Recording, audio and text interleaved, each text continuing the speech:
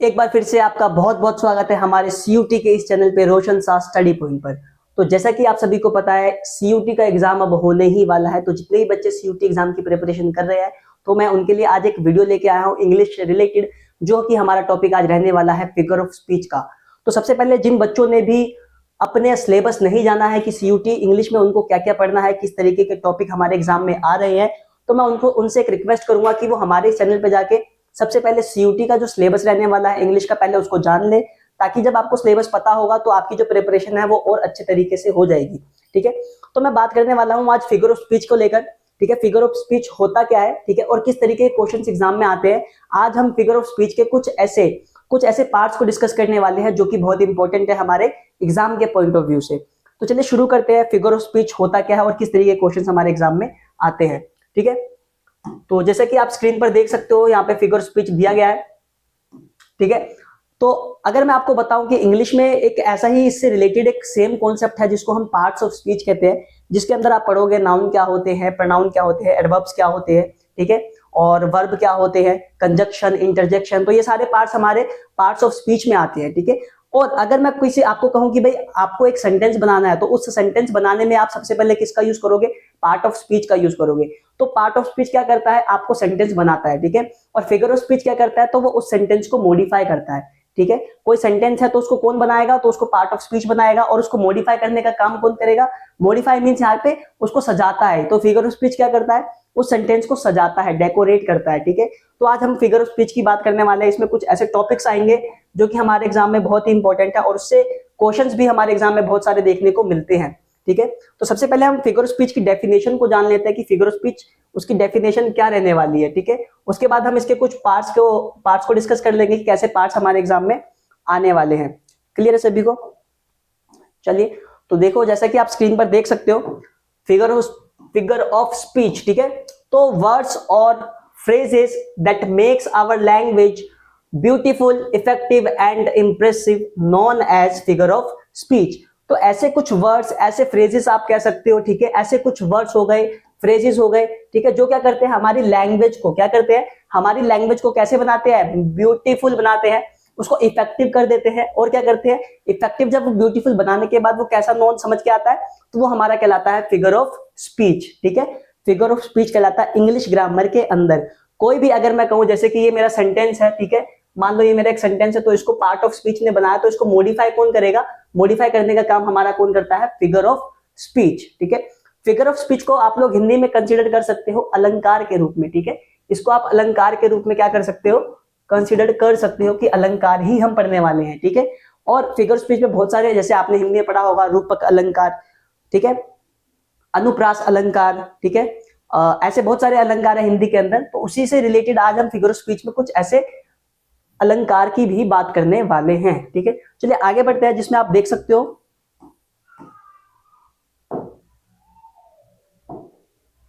There are many, रुक जाओ, ये देखो, there are many different types of figure of speech including, यानी कि हमारे पास बहुत सारे फिगर ऑफ स्पीच है। ठीक है, लेकिन हम उन फिगर ऑफ स्पीच को पढ़ेंगे जो कि हमारे एग्जाम में आने वाले हैं। ठीक है तो बहुत सारे, लेकिन हम सिर्फ उस पर फोकस करेंगे जो हमारे एग्जाम के पॉइंट ऑफ व्यू से इंपॉर्टेंट रहने वाले हैं, जिनसे क्वेश्चन हमें एग्जाम में देखने को मिलते हैं। ठीक है, जिसमें सबसे पहला दिया गया है इसमें सिमिले का। सिमिले क्या होता है, ये देखिए, a comparison between two things using like और एज। ठीक है, आपको कुछ नहीं करना है, जितना मैं पॉइंट बता रहा हूं, जो जो बातें मैं आपको यहाँ पे बता रहा हूं, बस उसको आपको अपने माइंड में नोट डाउन कर लेना है। और आपके क्वेश्चन सिमिले से, जितने भी क्वेश्चन अगर एग्जाम में सिमिले से आएंगे तो आप उसको आंख बंद करके भी आराम से मार सकते हो। ठीक है, देखो सिमिले में क्या होता है, जब हम किसी भी दो चीजों का इनडायरेक्ट कंपैरिजन करते हैं। ठीक है, जब हम इनडायरेक्ट कंपैरिजन करते हैं, किसका यूज करके, लाइक और एज का यूज करके। ठीक है, लाइक और एज का यूज करके जो भी हम कंपैरिजन करते हैं, तो वो मेरा क्या कहलाता है, वो मेरा सिमिली कहलाता है। ठीक है, बस इतना आपको याद रखना है। कोई सा भी सेंटेंस दिया गया है, अगर उसके अंदर ये वाला वर्ड आ गया और ये वाला वर्ड आ गया, यानी कि लाइक आ गया और एज आ गया, तो वो मेरा कौन सा फिगर ऑफ स्पीच कहलाएगा, तो वो आपका कहलाएगा सिमिली। क्लियर है सभी को? वो आपका कहलाएगा सिमिली। ठीक है, एग्जाम्पल देख लेते हैं। एग्जाम्पल क्या है इसका, her cheeks are red like a rose. ठीक है, ये वाला एग्जाम्पल देख लो, her cheeks are red like a rose. तो इसमें बताया गया है कि जो उसके गाल है वो किसकी तरह है, रोज की तरह है, ठीक है ना। तो इसमें आप देखो चीक्स को किससे कंपेयर किया गया है, देखो यहाँ पे चीक्स को कंपेयर किया गया है, आपका चीक्स को कंपेयर किया गया है रोज के साथ, ठीक है। तो ये कंपैरिजन की गई है, ठीक है ना, कंपैरिजन है तो ये हमारा क्या कहलाएगा, सिमिली कहलाएगा। जब भी हम दो चीजों का इनडायरेक्टली कंपैरिजन करते हैं लाइक और एज वर्ड का यूज करके, तो वो मेरा क्या कहलाता है, सिमिली कहलाता है। क्लियर है सभी को, वो हमारा कहलाता है सिमिली, ठीक है। जैसे कि एग्जांपल था her cheeks are red like a rose, तो उसके चीक्स क्या है, जो रोज होता है उसकी तरह है रेड, है ना। तो दो चीजों का कंपैरिजन किया गया, चीक्स का कंपैरिजन हमने किससे कर दिया, रोज के साथ कंपैरिजन कर दिया, ठीक है। तो सिमिली बहुत ही छोटा टॉपिक है, बहुत ही इजी अंडरस्टैंडिंग है इसकी, कि कहीं भी अगर आपको एग्जाम के अंदर लाइक और एज का वर्ड मिलता हुआ दिखे, ठीक है, लाइक और एज का वर्ड मिलता हुआ दिखे और कंपैरिजन मतलब उसमें कंपैरिजन की गई है, तो वो आपका क्या कहलाएगा, वो आपका कहलाता है सिमिली। क्लियर है, आगे बढ़ते हैं। एक आता है हमारा मेटाफोर, ठीक है। मेटाफोर में क्या होता है, देखो अ direct comparison between two things without using like और एज, ठीक है, विदाउट यूजिंग लाइक और एज, ठीक है। जैसे एग्जांपल देख लेते हैं, हर चीक्स आर रोज। तो देखो यहां पे भी अगर आप एग्जांपल पे फोकस करोगे, हर चीक्स आर रोज और यहाँ पे बताया गया है her cheeks are red like a rose, ठीक है। तो दोनों में कंपैरिजन की गई है, लेकिन यहाँ पे कंपैरिजन में क्या कॉमन आ रहा है, देखिए कॉमन चीजें क्या पे है कंपैरिजन में, तो यहाँ पे कॉमन चीजें हैं, यहाँ पे लाइक वर्ड आ रहा है, ठीक है, यहाँ पे लाइक वर्ड आ गया और यहाँ पे हमने सीधा कंपैरिजन कर दिया, यहाँ पे हमने कोई भी लाइक और एज का वर्ड यूज नहीं किया है, तो ये मेरा कहलाएगा मेटाफोर, ठीक है। आपको बस इतना ध्यान रखना है कि एग्जाम में अगर कोई सा भी एग्जांपल, कोई सा भी क्वेश्चन दिया गया है, अगर सीधा उसमें डायरेक्ट कंपैरिजन किया गया है, तो वो मेरा मेटाफोर कहलाएगा, ठीक है। अगर उसमें लाइक का वर्ड यूज किया गया है, लाइक और एज का वर्ड यूज किया गया है, तो वो मेरा कहलाएगा सिमिले। क्लियर है सभी को, सिमिले, ठीक है। मेटाफोर और सिमिले दोनों में कंपैरिजन होती है, मेटाफोर में हम डायरेक्ट कंपैरिजन करते हैं, ठीक है, और सिमिली में हम इनडायरेक्ट कंपैरिजन करते हैं। सिमिली में हमें फाइंड आउट कैसे करना है कि भाई ये सिमिली का क्वेश्चन है, तो अगर आप क्वेश्चन के अंदर लाइक और एज देखते हो तो वो मेरा क्या कहलाएगा, सिमिली कहलाएगा। अगर आप क्वेश्चन के अंदर सीधा कंपैरिजन कर रहे हो तो वो हमारा कहलाएगा मेटाफोर, ठीक है, विदाउट यूजिंग लाइक और एज, ठीक है ना। जहां पे देखो हर चीक्स आर रोज, ठीक है, उसने उसको क्या किया, चीक्स की कंपैरिजन किससे कर दी, डायरेक्ट रोज के कंपैरिजन कर रहा है, ठीक है। तो इस तरीके के क्वेश्चंस आपके एग्जाम में आते हैं। मैं उम्मीद करता हूं कि फिगर ऑफ स्पीच की जो स्टार्टिंग है, स्टार्टिंग का जो भी कॉन्सेप्ट है आपको अच्छे से समझ में आ गया होगा, ठीक है। पहले हमने बात करी भाई सिमिली क्या होता है, तो सिमिली में हमने बताया भाई मतलब इनडायरेक्ट कंपैरिजन टू थिंग्स के बीचों में, ठीक है, किसका यूज करके, भाई लाइक और एज का यूज करके, ठीक है। कोई सा भी क्वेश्चन दिया जाएगा अगर उसमें आपको लाइक और एज दिया गया है तो वो आपका क्या कहलाएगा, सिमिली कहलाएगा। क्लियर है, ठीक है। नेक्स्ट आता है हमारा मेटाफोर। मेटाफोर में हमने बात करी भाई इसमें भी तो कंपैरिजन होता है, कंपैरिजन इसमें भी होगा, लेकिन हम क्या करेंगे, हम लाइक और एज का यूज नहीं करेंगे, हम सीधा कंपैरिजन कर देंगे, लाइक और एज का यूज नहीं करेंगे, ठीक है। तो ये मेरा मेटाफोर कहलाएगा। चलिए आगे बढ़ते हैं।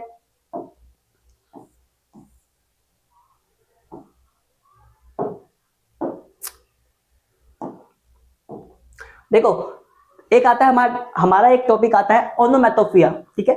ओनोमैटोफिया में क्या होता है, words that imitate the sounds they describe onomatopoeia, ठीक है।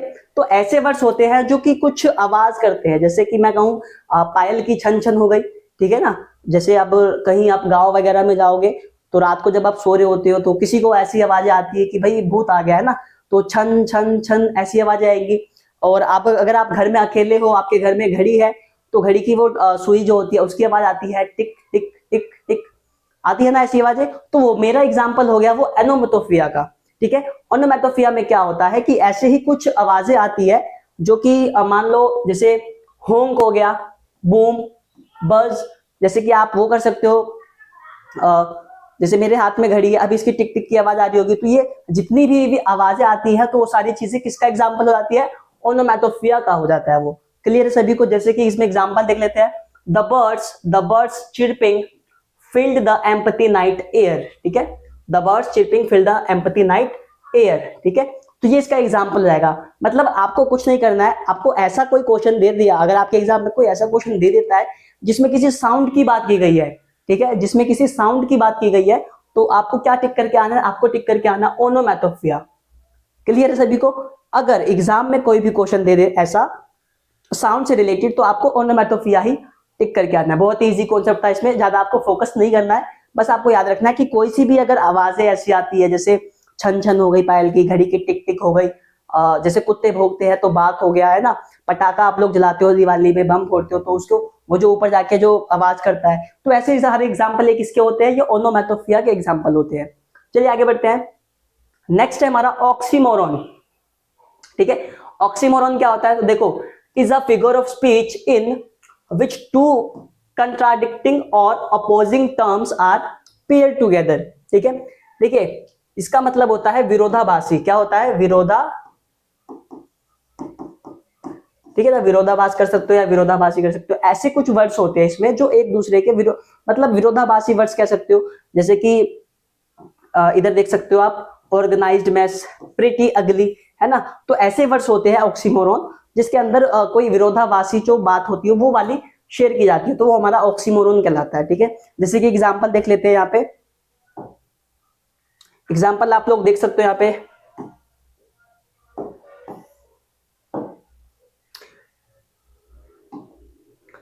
You are seriously funny. ठीक है, यू आर सीरियसली फनी। अब यहाँ पे दो बातें की गई है। देखिए, एक है सीरियसली और एक है फनी, है ना।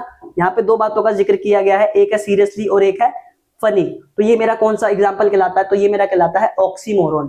ठीक है, ऑक्सीमोरॉन मींस जिसमें अंत विरोधी या विरोधाभासी कोई ऐसे शब्द होते हैं, वो सारे किसमें आते हैं? ऑक्सीमोरॉन के अंदर आ जाते हैं। चलिए आगे बढ़ते हैं।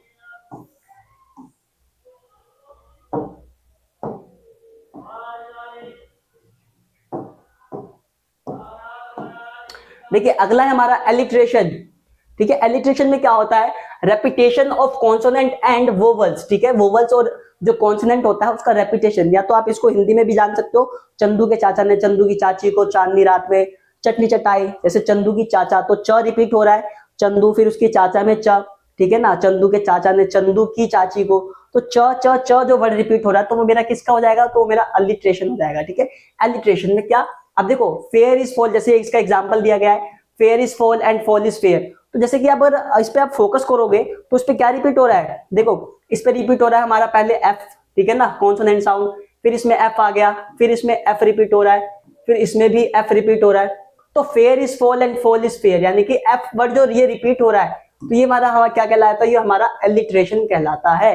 क्लियर है? अगर आपके एग्जाम में कोई सा भी क्वेश्चन अगर इस तरीके से दिया गया है, ठीक है, अगर इस तरीके से कोई सा भी क्वेश्चन आपके एग्जाम में दिया गया है और आपसे पूछा है कि इस क्वेश्चन में बताओ बच्चों कौन सा फिगर ऑफ स्पीच लगाया गया है, तो आपको कहना भाई इस क्वेश्चन में कौन सा फिगर ऑफ स्पीच है, तो हमारा ये एलिट्रेशन फिगर ऑफ स्पीच इसमें यूज किया गया है। ठीक है, आपको बस इतना याद रखना है कि एलिट्रेशन में क्या होता है, हमारा कॉन्सोनेंट या वोवल अगर रिपीट हो रहा है, ठीक है, कोई सेंटेंस है अगर उसमें रिपीट हो रहा है, रिपीटेशन आ रही है, तो वो मेरा एलिट्रेशन कहलाता है। जैसे कि एफ रिपीट हो रहा है यहाँ पे, ठीक है, फिर से एफ आ गया, फिर से एफ आ गया, फेयर में फिर एफ आ गया, तो ये मेरा कौन सा कहलाएगा? तो ये मेरा कहलाएगा एलिट्रेशन। ठीक है, क्लियर सभी को? तो ये मेरा कहलाता है एलिट्रेशन। चलो आगे बढ़ते हैं। अब एक आता है भाई हाइपरबोल। ठीक है,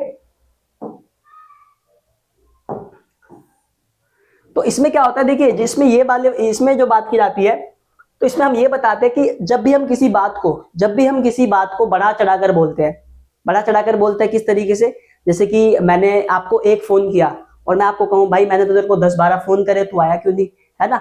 तो देखो जब भी हम किसी ऐसी बात को बढ़ा चढ़ाकर बोलते हैं तो वो मेरा किस में कहलाएगा? हाइपरबल में कहलाता है। ठीक है, हाइपरबल वो कहलाता है जब भी अगर आपको एग्जाम में वो देखो जो भी क्वेश्चन होगा आप एग्जाम में पढ़ोगे, आपको पढ़ने के साथ ही पता चल जाएगी भाई ये कौन सा फिगर ऑफ स्पीच है, तो आप कह सकते हो ये हाइपरबल का फिगर ऑफ स्पीच है। ठीक है, एंड एक्सिग्रेशंस फॉर एम्फेसिस। ठीक है, for example I have told you a million times, मैंने तुम्हें 1000 बार बताया है। ठीक है, तो ये मेरा क्या कहलाएगा? ये मेरा कहलाएगा हाइपरबोल। ठीक है, चलिए आगे बढ़ते हैं।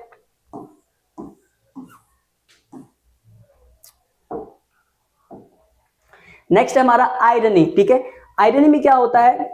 देखो आयरनी में क्या होता है? A statement that is opposite to what is expected. For example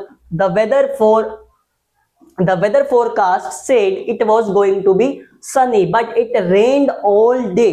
ठीक है, देखो आयरनी में क्या सिचुएशन होती है, आयरनी में आप बता सकते हो जो भी हम बात बोलते हैं, जो भी प्रेडिक्ट की जाती है उसका विपरीत जाता है।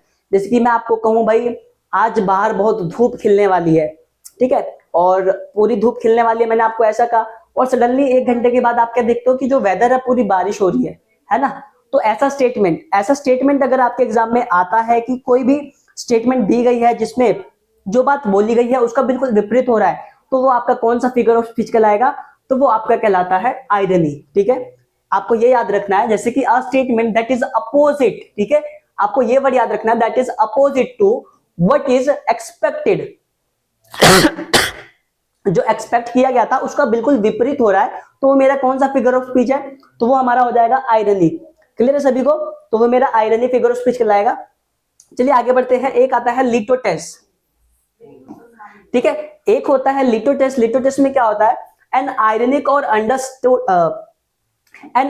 और understatement that emphasize a point by negating its opposite. For example, it is not the worst movie I have ever seen. ठीक है, it is not the worst movie I have seen. तो देखो litotes में क्या रहता है, आपको बस इतना याद रखना है कि कोई सा भी वर्ड जिसके अंदर नोट की बात की गई हो, जिसके अंदर नोट आ गया हो, तो वो मेरा कौन सा फिगर ऑफ स्पीच कहलाएगा, वो मेरा कहलाएगा लिटोटेस। ठीक है, बस आपको इतना याद रखना है, जिसमें भी नेगेटिव कोई बात की गई हो, नोट वर्ड लिखा आ गया, तो वो आपका क्या कहलाएगा, वो आपका लिटोटेस फिगर ऑफ स्पीच कहलाता है। ठीक है, इसको आप पढ़ भी सकते हो, एन आयरनिक और understatement that emphasize a point by negating its opposite. For example, it is not the worst movie I have ever seen. तो ऐसी कोई सी भी स्टेटमेंट जिसके अंदर नोट, देखो ये सिंपल, आपको देखो ज्यादा डिटेल में आपको नहीं पढ़ना है, जो भी आपको क्वेश्चन अगर दिया गया है उसके अंदर नोट वर्ड दिया गया है, ठीक है, जो भी क्वेश्चन आपका दिया गया है एग्जाम के अंदर और नोट वर्ड है स्टेटमेंट के अंदर, ये मेरी एक स्टेटमेंट है और इस स्टेटमेंट के अंदर नोट की बात की गई है और पूछा है कौन सा फिगर ऑफ स्पीच है, तो आपको आंख बंद करके उसको बता देना कि भाई ये कौन सा फिगर ऑफ स्पीच है, ये मेरा लिटोटेस है। क्लियर है सभी को? ठीक है, तो हमने आज बात करा भाई कुछ ऐसे फिगर ऑफ स्पीच के ऊपर। ठीक है, तो सबसे पहले एक बार पूरा जान लेते हैं कि हमने क्या क्या आज डिस्कस किया है। तो सबसे पहले हमने भाई जाना कि फिगर ऑफ स्पीच होता क्या है। तो मैंने आपको बताया कि कुछ ऐसे वर्ड्स होते हैं जो क्या करते हैं, हमारे सेंटेंस को सजाते हैं, डेकोरेट करते हैं, उसको और अच्छा ब्यूटीफुल बना देते हैं, तो वो मेरा क्या कहलाता है, वो मेरा फिगर ऑफ स्पीच कहलाता है। उसके बाद हमने बात करा भाई कुछ बहुत सारे टाइप्स होते हैं फिगर ऑफ स्पीच के, और हमें कौन कौन से पढ़े, तो हमने अभी आज कुछ ही डिस्कस किए हैं और बाकी फिगर ऑफ स्पीच को हम अपनी नेक्स्ट क्लास में डिस्कस करेंगे। तो कैसे फिगर ऑफ स्पीच होते हैं, तो जैसे कि मैंने आपको बताया, फिर मैंने आपको बताया भाई एक होता है मेटाफोर, ठीक है, एक होता है सिमिली। सिमिली में क्या होता है, हम दो चीजों का इनडायरेक्ट कंपैरिजन करते हैं। ठीक है, दो चीजों का जब आप इनडायरेक्ट कंपैरिजन करते हैं और लाइक और एज का यूज करते हैं, कंपैरिजन करते वक्त हम लाइक और एज का यूज करते हैं, तो वो मेरा क्या कहलाता है, वो मेरा सिमिली कहलाता है। मेटाफोर में क्या होता है भाई, मेटाफोर में भी हम दो चीजों का कंपैरिजन करते हैं, लेकिन कंपैरिजन करते टाइम हम लाइक और एज का यूज नहीं करते हैं। ठीक है ना, हम इन दोनों का यूज नहीं करेंगे, तो ये मेरा क्या कहलाएगा, मेटाफोर कहलाएगा। हमने कुछ ऐसी बातों को डिस्कस किया। उसके बाद हमने ओनोमैटोफिया को डिस्कस किया, यानी कि फिर हमने ओनोमैटोफिया को डिस्कस किया, कुछ ऐसी आवाजें जैसे कि घड़ी की टिक टिक हो गई, पायल की छन छन हो गई, है ना, जैसे पटाखे फोड़ते हो तो ऊपर जाके वो फटता है पटाखा, तो ऐसी आवाजें जो आती है, अगर क्वेश्चन में कुछ ऐसा कोई एग्जांपल आपको देता है, कोई ऐसा क्वेश्चन आपसे पूछता है जिसमें कोई आवाज साउंड्स की बात की गई हो, तो वो मेरा क्या कहलाएगा, वो मेरा ओनोमैटोफिया कहलाएगा। ठीक है ना, एग्जांपल में होंक कर सकते हो, बूम, बस। ठीक है, उसके बाद हमने बात करा ऑक्सीमोरोन का। ऑक्सीमोरोन क्या होता है, जिसमें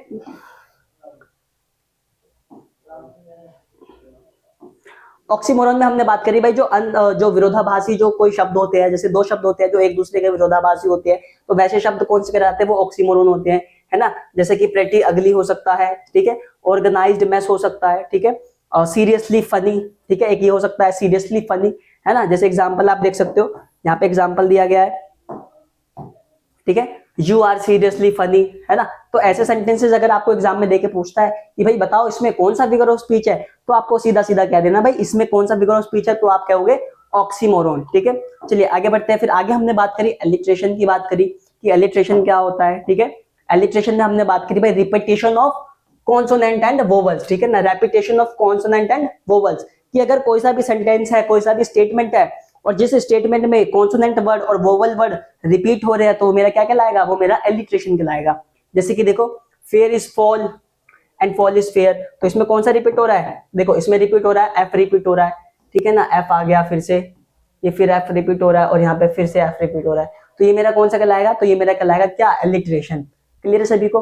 उसके बाद हमने जाना भाई हाइपरबोल में क्या होता है। हाइपरबोल क्या होता है, तो जब हम किसी भी स्टेटमेंट, ऐसी कोई स्टेटमेंट जिसमें बहुत बढ़ा चढ़ाकर बातों को की गई हो, है ना, ऐसी बहुत सारी स्टेटमेंट जिसमें बातों को बढ़ा चढ़ाकर बताया गया हो, तो वो मेरा हाइपरबोल में कहलाता है। For example, I have told you a million times, मैंने आपको मिलियन टाइम्स बताया है, ठीक है ना।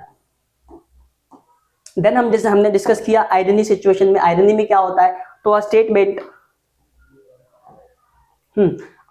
That is opposite to what is expected, यानी कि ऐसा कोई स्टेटमेंट जो हमने एक्सपेक्ट किया था लेकिन उसका बिल्कुल विपरीत हो गया हो, है ना, तो वो मेरा क्या कहलाता है, तो वो मेरा आयरनी कहलाता है। फिर हमने डिस्कस किया लीड टू टेस्ट क्या होता है, तो लीड टू टेस्ट में हमने फिर ये भी जाना कि जिस सेंटेंस में अगर एग्जामिनर ने आपको कोई स्टेटमेंट दिया है और आपसे पूछा कि भाई बताओ इसमें कौन सा फिगर ऑफ स्पीच है, तो आपको फाइंड आउट करना है कि अगर उस स्टेटमेंट में नोट दिया गया है, ठीक है, अगर उस स्टेटमेंट में नोट है तो ये मेरा क्या है, लीड टू टेस्ट। तो आपको आंख बंद करके क्या करना है, लीड टू टेस्ट पे टिक आउट कर देना है, ठीक है। तो ये था फिगर ऑफ स्पीच के हमने कुछ क्वेश्चन, कुछ पार्ट्स को हमने डिस्कस किया था अपने एग्जाम पॉइंट ऑफ व्यू से।